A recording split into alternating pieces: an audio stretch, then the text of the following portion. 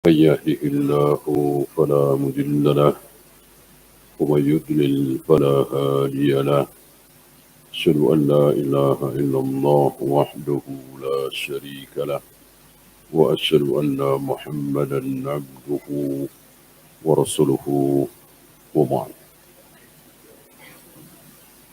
Kita melanjutkan alasan kenapa Asy'ariyah dan Maturidiyah dikeluarkan dari Ahlus Sunnah, bukan termasuk Ahlus Sunnah. Kemarin sudah, annahum fi masail sifat min ahli kalam al-madmum. Pertama, dalam masalah sifat-sifat Allah, Asy'ariyah tidak mengikuti Ahlus Sunnah. Asy'ariyah tidak mengikuti Rasul dan para sahabat. Rasul dan para sahabat mendiamkan apapun sifat-sifat Allah dalam Al-Quran dan Sunnah. Tangan ya tangan, wajah ya wajah, bersemayam ya bersemayam, turun ya turun, marah ya marah, tertawa ya tertawa. Dibiarkan apa adanya, diserahkan kepada Allah dan Rasulnya. Asy'ariyah tidak. Ditahrif. Tertawa itu maksudnya anu. Bersemayam itu maksudnya anu. Turun itu maksudnya anu. Padahal Rasul dan para sahabat diam sediam-diam. Rasul tidak berkomentar ketika membaca ayat ma mana'aka antasjuda lima khalaqtu biyadayya. Aku telah menciptakan Adam dengan kedua tanganku.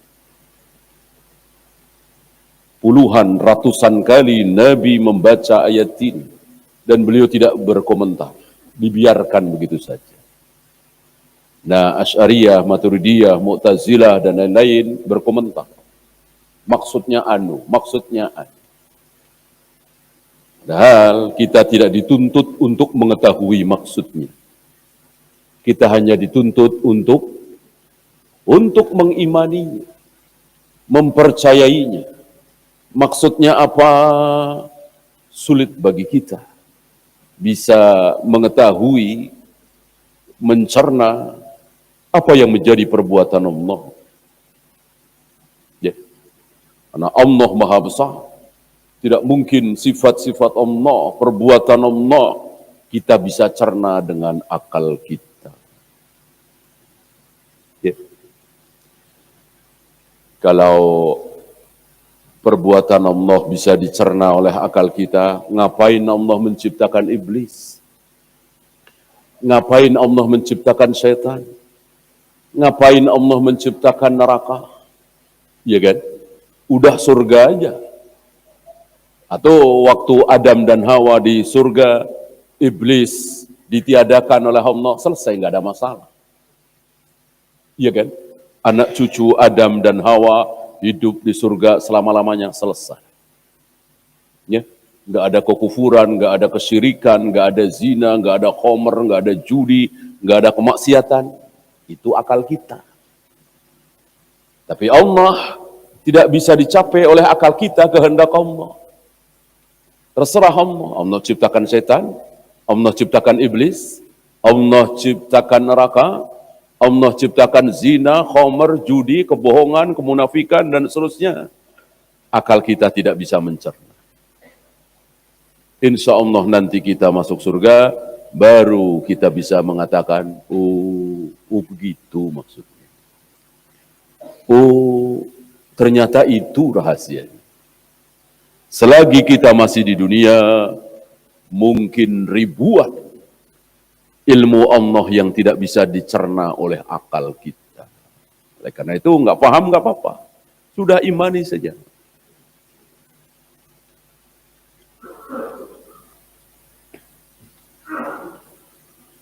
Seperti dialog antara penduduk surga dengan penduduk neraka. Antum tahu surga di mana, antum tahu neraka di mana. Mungkin miliaran kilometer jaraknya, kok bisa dialog? Nggak masuk di akal kan? Kita tidak disuruh untuk bisa mencerna dengan akal. Kita disuruh mengimani saja. Kemudian, ihmaluhum li tauhidil uluhiyah. Mereka mengecilkan tauhid uluhiyah. Yang mereka besar-besarkan, yang mereka gembor-gemborkan, yang mereka utamakan, itu tauhid rububiyah saja. Padahal antum masih ingat, kalau sekadar tauhid rububiyah, Abu Jahal Abu Lahab bertauhid apa tidak? Bertauhid apa tidak? Bertauhid. Kalau sekedar rububiyah, Al-Quran jadi saksi. Wala in sa'altahum man khalaqas samawati wal ard la yaquluna Allah. Muhammad, jika engkau tanyakan kepada mereka siapa? Abu Jahal Abu Lahab dan teman-temannya. Siapa yang menciptakan langit, siapa yang menciptakan bumi, siapa yang menurunkan hujan, siapa yang memberikan rizki, siapa yang menghidupkan, mematikan, la yaquluna Allah. Abu Jahal Abu Lahab akan menjawab Allah. Abu Jahal Abu Lahab bertauhid. Tapi ya itu tadi, sekedar tauhid rububiyah. Uluhiyahnya hancur. Kalau Abu Jahal Abu Lahab bertauhid uluhiyah, tentu Latta, Uzza, Hubal, Manat akan ditumbangkan, akan dihancurkan. Sebagaimana Nabi dan para sahabat menghancurkan, menumbangkan saat Futuh Makkah. Tahun 9 Hijrah, saat kaum muslimin kembali menguasai Mekah, itu patung-patung Latta, Uzza, Hubal, Manat dihancurkan. Sunnah bahkan wajib bagi kaum muslimin menghancurkan simbol-simbol kekufuran, kesyirikan. Bahkan nama saja tidak boleh. Tidak boleh seorang muslim memberi nama Wisnu, Siwa, Brahma, ya, simbol-simbol kesyirikan, nama-nama kekufuran, haram. Dewa, Dewi, ya.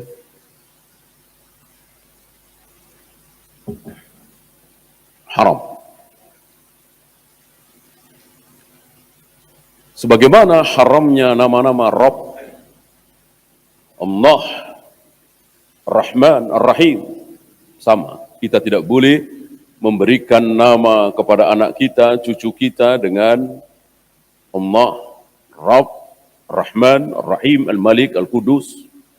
Tidak boleh. Hanya Allah yang berhak menyandang nama tersebut. Ya. Kemudian wa taqdimuhul al-aqla 'ala an-naql. Mereka mendahulukan akal daripada dalil. Ini penyakit yang luar biasa parah yang menimpa firqah-firqah dalam Islam. Ayat sudah ada, tapi bertentangan dengan akal mereka. Tolak. Yang dipakai akal mereka. Jelas ini bertentangan dengan manhajnya para nabi, para rasul. Jika akal boleh menolak dalil, insya Allah Nabi Ibrahim, Nabi Ismail sudah menolak dalil itu. Wahyu itu. Bagaimana seorang ayah disuruh menyembelih anak. Ya. Tapi karena akal tidak boleh menolak dalil, dalil tidak boleh dibantah dengan ra'yu, maka sami'na wa ata'na. Sami'na wa ata'na.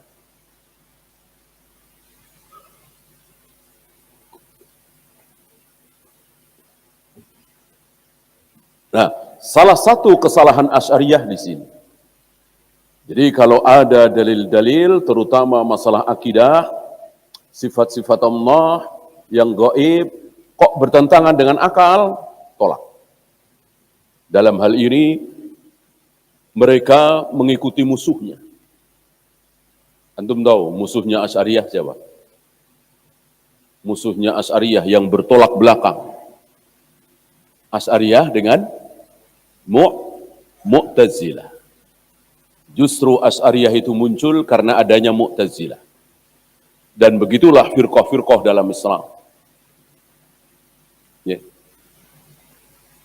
Kenapa muncul Nawasib? Karena ada Rafidhah. Gitu.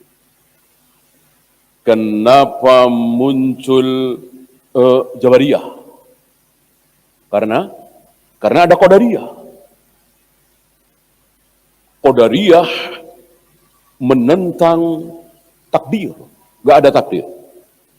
Allah tidak menciptakan takdir. Takdir itu ya diciptakan oleh kita sendiri. Kita mau masuk surga, kita mau masuk neraka, kita mau jadi kaya, kita mau jadi miskin, terserah kita. Itu Qadariyah.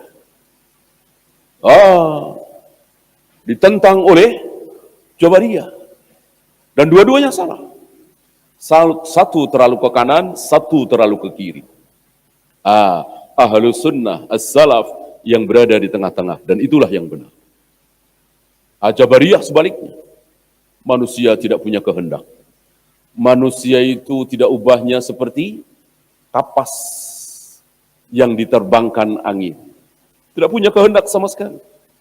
Mau masuk surga, mau masuk neraka, mau jadi orang kaya, mau jadi orang miskin. Tidak punya kehendak. Jelas ini salah juga. Ahlus sunnah yang berada di tengah-tengah. Apa? Meyakini takdir itu ciptaan Allah, betul. Tapi kan kita punya kehendak. Nanti adzan asar, adzan isya kita mau sholat berjamaah atau tidak kan terserah kita. Besok terdengar adzan subuh kita mau meneruskan tidur, apa ambil air wudhu, melawan kantuk, datang ke masjid, terserah kita kan. Gak ada yang maksa. Bahwa akhirnya sholat subuh atau tidak Allah sudah tahu, itu urusan Allah. Bukan urusan kita, karena Allah memang maha tahu. Inilah ahlus sunnah. Jabariyah salah, terlalu ke kiri. Qadariyah salah, terlalu kanan. Begitu juga Asy'ariyah. Asy'ariyah itu musuhnya Mu'tazilah. Tapi dalam hal ini sama. Sama-sama mendahulukan akal. Ya tentu jangankan akalnya Asy'ariyah dengan akalnya Mu'tazilah, akal saya dengan akal antum saja kan beda. Akal si A dengan akal si B kan beda. Beda-beda kan? Kalau mengikuti akal, hancurlah agama ini. Akan bermacam-macam agama ini. Kenapa agama menjadi seragam? Dari masyrik sampai maghrib, subuh itu 2 rakaat. Maghrib itu 3 rakaat. Dari masyrik sampai maghrib, puasa itu Ramadan. Bukan Syawal, bukan Dzulqa'dah. Kenapa? Karena akal tunduk dengan dalil. Karena akal tunduk dengan dalil. Dari masyrik sampai maghrib, salat Idul Fitri 1 Syawal. Salat Idul Adha 10 Dzulhijjah. Seragam kan? Coba kalau Maulid Nabi, enggak seragam. Ada yang pas 12 Rabiul Awal, ada yang 15 Rabiul Awal, ada 20 Rabiul Awal. Itu sebulan itu Maulid. Itu ciri-ciri bid'ah tanpa dalil. Coba kalau Idul Fitri, Idul Adha, berani salat Id tanggal 3 Syawal? Berani salat Idul Adha tanggal 15 Dzulhijjah? Enggak berani. Itulah dalil. Membikin kaum muslimin bersatu. Maka insya Allah kaum muslimin akan bersatu. Walaupun tidak direkayasa, kalau sama-sama mengikuti dalil. Dalil kan qala Allah wa qala Rasul, satu. Ucapan Nabi SAW. Contoh dari Nabi SAW. Kaum muslimin menjadi berfirqah-firqah, menjadi bersekte-sekte, karena tidak ada semangat mengikuti dalil. Madhab masing-masing, guru masing-masing, syekh masing-masing. Ada lagi yang sombong, pendapat masing-masing. Saya punya pendapat. Hancurlah agama ini. Ya. Maka kaidah besar jangan antum lupakan. Apa? Idza waradal athar batalan nadhar. Kalau sudah ada athar, sudah ada dalil, seluruh pendapat harus batal. Mau pendapat Imam Syafi'i, mau pendapat Imam Bukhari, mau pendapat Imam Malik, bahkan pendapat manusia termulia di muka bumi setelah para nabi, para rasul. Siapa? Abu Bakar dan Umar. Pendapat Abu Bakar dan Umar kita tolak. Kalau bertentangan dengan ayat, bertentangan dengan hadis. Apa ada? Ada. Saya kira sudah sering kita bahas tentang kesalahan beliau berdua dalam masalah haji tamattu. Ini sebuah contoh betapa sekelas Abu Bakar dan Umar saja pernah salah. Nah, beda dengan sabda Nabi SAW. Nabi sendiri yang menyuruh untuk berhaji tamattu. Bahkan beliau seolah ada penyesalan. Seandainya aku tidak membawa hewan hadyu, aku akan bertamattu. Beliau tidak boleh tamattu karena beliau membawa hewan hadyu. Tiba-tiba Abu Bakar dan Umar sepeninggal Nabi SAW beristihad, berfatwa mengatakan haji tamattu tidak boleh, tidak ada. Tentu ditentang oleh sahabat yang lain. Bahkan Ibnu Abbas berhadapan dengan beberapa tabi'in yang masih mempertahankan pendapat Abu Bakar dan Umar bahwa haji tamattu itu tidak ada. Haji cuma dua, qiran dan ifrad. Marah beliau. Marah Ibnu Abbas dengan mengatakan, aku khawatir jangan-jangan kalian akan dihujani batu dari langit. Qultu qala Allah wa qala Rasul. Aku katakan ini kata Allah, ini kata Rasulullah. Qultum qala Abu Bakar wa Umar. Sementara kalian jawab, ini kata Abu Bakar, kata Umar. Ya.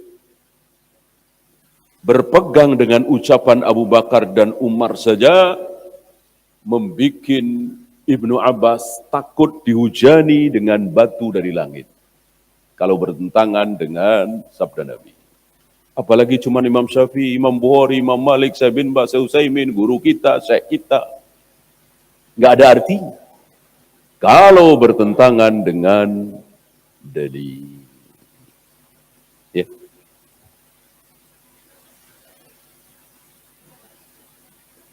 Maka jika antum sudah tahu dalilnya, jangan bergeming.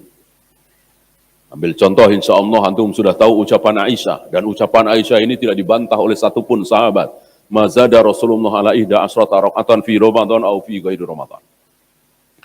Rasulullah salat malam itu tidak pernah lebih dari 11 rakaat. Baik di bulan Ramadan atau di luar Ramadan.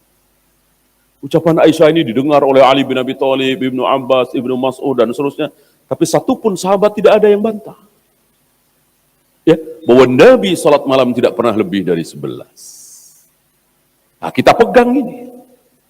Maka walaupun jutaan manusia salat tarawih, qiyamul lail 23 dan seterusnya, kita tidak bergeming. Ya, kita mengikuti sunnah Nabi SAW dan Nabi salat malam kebanyakan di masjid apa di rumah. Nabi salat malam kebanyakan di masjid apa di rumah? Di rumah. Maka yang paling tahu salat malam Nabi siapa? Orang rumah, istri-istri beliau. Wabil khusus Aisyah. Ya. Ini contoh sederhana. Betapa kita tidak boleh takut dengan nama besar. Kita hanya takut menyelisihi Allah dan Rasulnya. Inilah manhaj yang hak.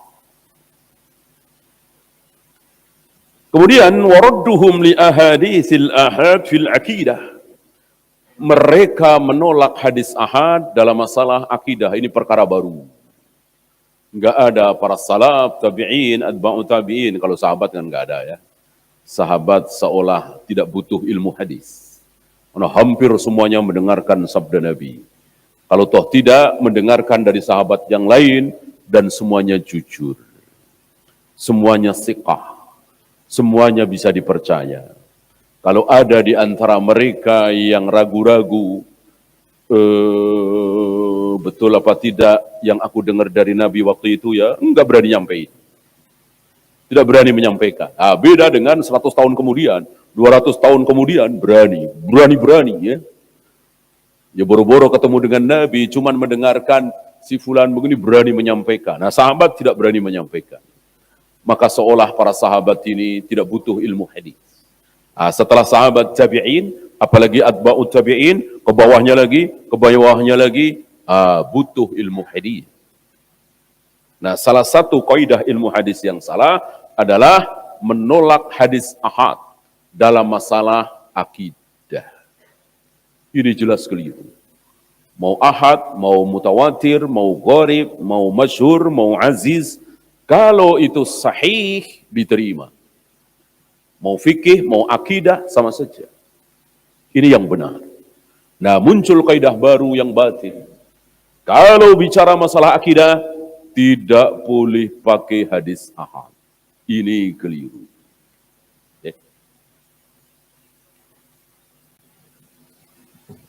Contohnya kemarin doa sebelum salam, ya kan? Jadi, apa istilahnya, jadi blunder mereka, ya kan? Katanya yang nggak boleh cuma masalah akidah. Ini doa sebelum salam kan bukan akidah, fikih kan? Berarti hadis ahad boleh dong diamalkan. Nah, sementara doa sebelum salam ada memohon perlindungan kepada Allah dari fitnah kubur yang kata mereka fitnah kubur ini akidah dan hadisnya ahad. Aneh. Dan begitulah ciri-ciri orang sesat. Ada saja mentoknya. Ya, di sini bisa ngeles, di sini bisa lepas, di sini mentok. Beda dengan ahlus sunnah. Selalu ada jalan, selalu ada jawaban. Ya. Ambil contoh yang paling tersembunyi, ya. A'dadtu li ibadiyas salihin ma ainun ra'at wala udhunun sami'at wala qatara ala qalbi bashar. Aku telah persiapkan untuk hamba-hambaku yang saleh. Apa? Sebuah kenikmatan surga yang belum pernah terlihat oleh mata, belum pernah terdengar oleh telinga, belum pernah terbayangkan oleh hati. Pertanyaan, bukankah Rasulullah pernah masuk surga? Berarti pernah melihat surga dong. Kok dikatakan belum pernah terlihat oleh mata? Kan pernah. Belum pernah terdengar oleh telinga? Kan pernah.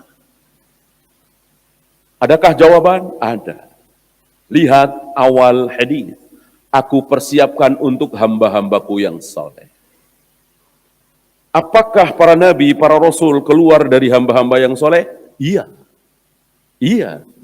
Hamba-hamba yang saleh itu di luar para nabi, para rasul. Dimulai dari Abu Bakar, Umar, Utsman, Ali, Zubair, Talha, sahabat-sahabat Nabi Musa, sahabat-sahabat Nabi Ibrahim, sahabat-sahabat Nabi Isa, Nabi Lut, Nabi Nuh. Adapun Nabi Lut, Nabi Nuh, Nabi Ibrahim, Nabi Musa, Nabi Isa, Nabi Muhammad alaihi wassalatu wassalam tidak masuk dalam kelompok ibadiyas sholihin. Hamba-hambaku yang soleh, walaupun jelas soleh. Kenapa? Karena ada derajat tersendiri yang lebih atas, yaitu para nabi, para rasul. Ya, maka hadis tadi bisa disimpulkan bahwa surga itu belum pernah terlihat oleh mata, kecuali mata para nabi. Ketika kecuali matanya Nabi Muhammad SAW. Ada saja jawaban. Ya. Itulah salaf, itulah ahlus sunnah. Beda dengan Asy'ariyah, Maturidiyah, Jahmiyah, Jabariyah, Mu'tazilah, ada saja mentoknya. Ya. Wa kallamallahu Musa taklima. Yang benarkan Allah berbicara kepada Nabi Musa, betul-betul bicara. Yang bicara siapa? Yang bicara siapa? Allah. Nabi Musa yang mendengar. Kalau Nabi Musa yang bicara, Allah yang mendengar, kita juga bisa. Hampir setiap hari kita bicara kepada Allah, ya Allah aku sakit, ya Allah sembuhkan aku, ya Allah sakit sekali ya Allah. Nah, itu kan kita bicara. Bukan cuma Nabi Musa. Enggak hebat. Kalau Nabi Musa yang bicara, Allah yang dengar. Enggak. Yang bicara Allah, ada suaranya. Didengar oleh Nabi Musa alaihi salatu wassalam. Wa kallamallahu Musa taklima. Nah, mereka Mu'tazilah yang tidak mempercayai kalau Allah itu ada suaranya, mereka baca bukan wa kallamallahu, tapi wa kallamallah, maf'ul bih. Fa'ilnya Musa. Jadi yang berbicara Musa, Allah yang dengar. Seperti tadi, nggak ada hebatnya. Ya setidaknya ya tulisan Al-Quran kan belum ada harokatnya waktu itu. Jadi suka-suka mereka. Bisa baca wa kallamamnahu, bisa baca wa kallamamnaha. Wa kallamamnahu berarti Allah fa'ilnya, Allah yang bicara. Wa kallamamnaha, Allah maf'ul bihnya, Allah yang diajak bicara. Fa'ilnya Musa. Ya. Ya bisa ngeles di sini, ada celah. Tapi bagaimana? Wa kallamahu rabbuhu di ayat lain. Wa kallamahu rabbuhu, enggak mungkin rabbahu, hancur ilmu nahwunya kalau rabbahu. Pasti rabbuhu. Kalau wa kallamamnaha masih bisa ngeles. Nah, ini kira-kira contoh sederhana. Betapa firqah-firqah sesat itu selalu mentok. Enggak ada jawaban. Adapun ahlu sunnah selalu ada jalan. Karena itulah kebenaran. Wa qawluhum bi annal imana huwa at-tasdiqu faqat. Nah, ini parah. Salah satu kesalahan mereka yang menyebabkan mereka keluar dari ahli sunnah, mereka meyakini bahwa iman itu sekedar membenarkan percaya. Pokoknya asal percaya membenarkan berarti beriman. Gitu. Anda percaya Tuhan itu ada, percaya. Anda percaya itu namanya Allah? Iya. Dialah satu-satunya yang berhak disembah? Iya. Dialah satu-satunya yang menciptakan jagat raya? Iya. Iya, percaya. Berarti Anda beriman, masuk surga. Begitu. Walaupun tidak mengucapkan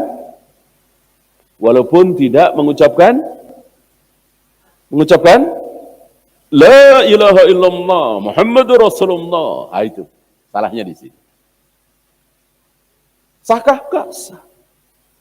Sekedar percaya membenarkan tapi tidak bersyahadat asyhadu an la ilaha illallah asyhadu anna Muhammadar Rasulullah, tolak.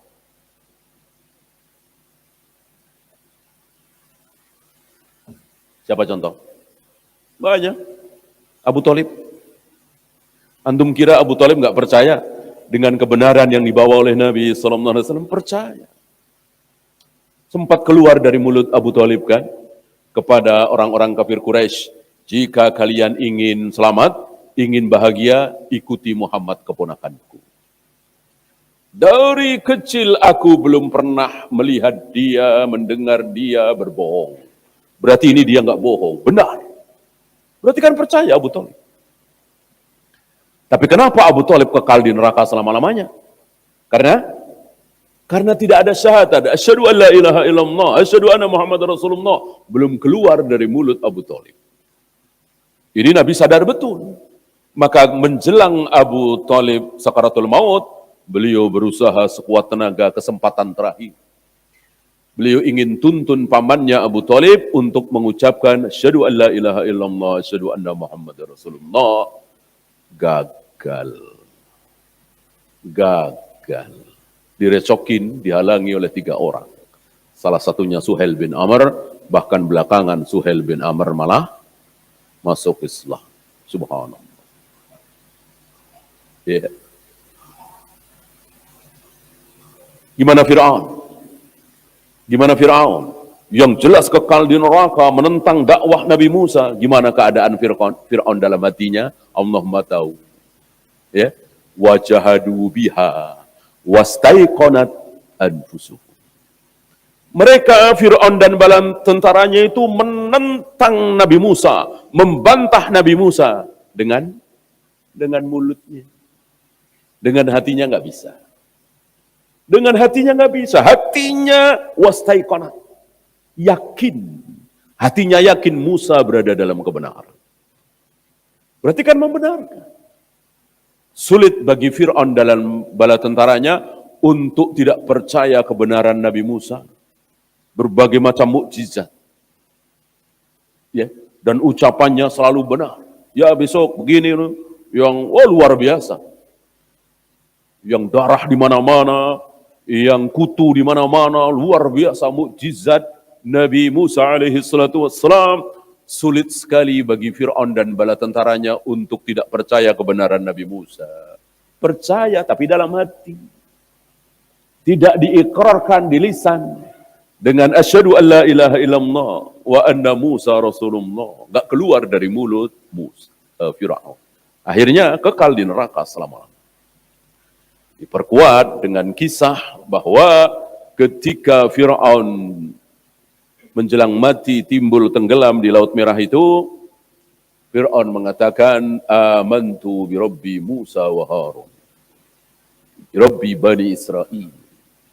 Aku beriman, percaya dengan Tuhannya Musa, Tuhannya Harun, Tuhannya Bani Israel. Sah? Tidak sah. Tidak sah. Karena yang keluar dari mulut Fir'aun bukan la ilaha illallah. Maka ada kisah Jibril buru-buru mencari pasir, disumpalkan ke mulut Firaun, laknatullah alaihi. Nah, ini kesalahan Asy'ariyah di sini. Jadi orang kalau percaya Tuhan itu ada satu bernama Allah, begini berarti beriman. Walaupun tidak mengikrarkan syahadat. Kesalahan fatal. Ya. Karena iman tidak cukup dengan membenarkan, tapi ada ikrar. Bahkan tidak selesai di ikrar, diteruskan dengan setelah ikrar apa? Masuk ikrar doang. Asyhadu an la ilaha illallah, asyhadu anna Muhammadar Rasulullah. Selesai? Enggak. Ada salat, ada saum, ada zakat, ada haji, walaupun ini kesempurnaan. Artinya ketika dia kaya raya tapi tidak pergi haji, dosa yang sangat besar, tapi masih beriman. Ketika dia kaya raya tapi tidak bayar zakat, dosa yang sangat besar, terancam neraka, tapi masih beriman. Dan begitu seterusnya. Adapun ikrar nggak bisa, nggak ada tawar-menawar. Nggak ada syahadat yang nggak ada iman. Nggak ada syahadat ya berarti kafir. Kesalahan Asy'ariyah di sini. Ya. Yang benar siapa? Ahlus Sunnah. Ahlus Sunnah yang berada dalam kebenaran.